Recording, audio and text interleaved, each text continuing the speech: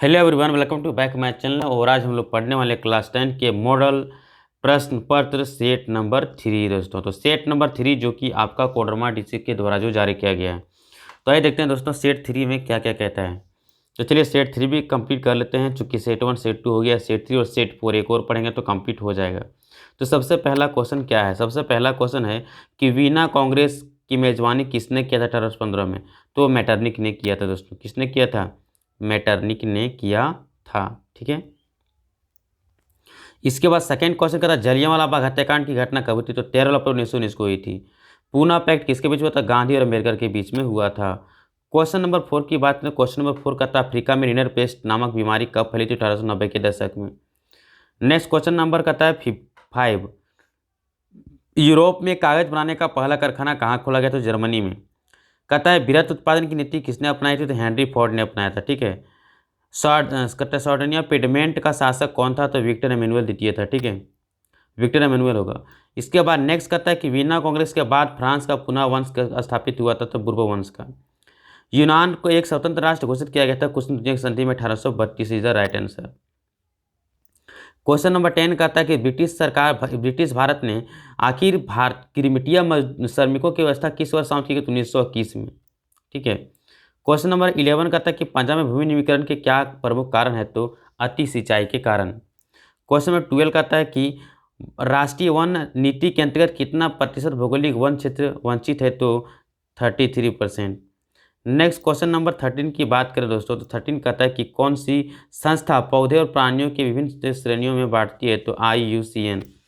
Next question number 14 कहता है कि हीराकुंड बांध किस नदी पर बनी है? तो ये महानदी पर बनी है। निम्न में से कौन प्राचीन जल संग्रह तकनीकी नहीं थी? इसका राइट आंसर हो जाएगा बहुउद्देशीय बांध। क्वेश्चन नंबर 16 कहता है कि रेशम कीट का पालन को कहलाता है सेरीकल्चर।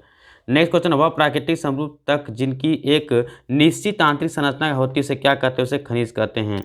क्वेश्चन नंबर 18 क्या कहता है? 18 कहता है कि वस्त्र, चीनी तथा वनस्पति तेल जो कृषि से अपना कच्चा माल तैयार करते हैं कहलाते हैं कृषि आधारित उद्योग।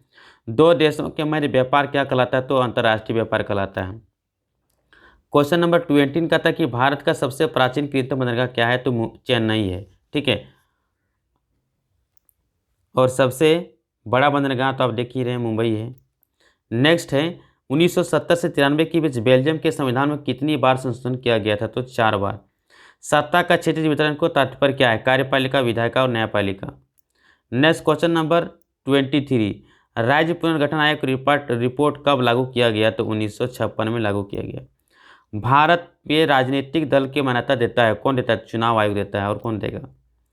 नेक्स्ट क्वेश्चन नंबर 25, ऐसी सरकार जो एक से ज़्यादा राजनीतिक दल से मिलकर बनती है उसे क्या कहते हैं? गठबंधन सरकार। नेक्स्ट 26, कौन सा तरीका किसी लोकतंत्र में राजनीतिक सुधार लाने के लिए बेहतर है? तो ये है सुधार के लिए कानून लाना और क्या करना है। 27, बेल्जियम में जल युद्ध किसके खिलाफ था? तो पानी के निजीकरण के खिलाफ था। 28 कहता है लोकतंत्र किसकी लोकतंत्र सरकार होती है? तो ये उत्तरदायी, वैध, जिम्मेवार ये सब होता है। 29 कहता है कि केंद्र और राज्य के बीच होने वाले विवादों का निपटारा कौन करता है? जिसका राइट आंसर होगा न्यायपालिका। क्वेश्चन नंबर 30 कहता है कि भारतीय संविधान के अनुसूचित भाषाओं में संख्या कितनी है दोस्तों? तो संख्या है मात्र 22। और किस अनुसूची में? तो 8वीं अनुसूची में। नेपाल में सन 2006 में अप्रैल माह में आंदोलन का कारण क्या था? तो यहाँ था कि लोकतंत्र को स्थापित करने के लिए। 32 क्या कहता है? एक उद्योगपति के लिए विकासात्मक लक्ष्य क्या हो सकता है दोस्तों? बेहतर मजदूरी। तो मजदूरी से उसको कोई मतलब नहीं है, फसल से मतलब नहीं, अधिक बिजली मिले इसके लिए उसके मतलब है। नेक्स्ट कहता है सामान्यतः किसी देश का विकास किस आधार पर निर्धारित किया जा सकता है?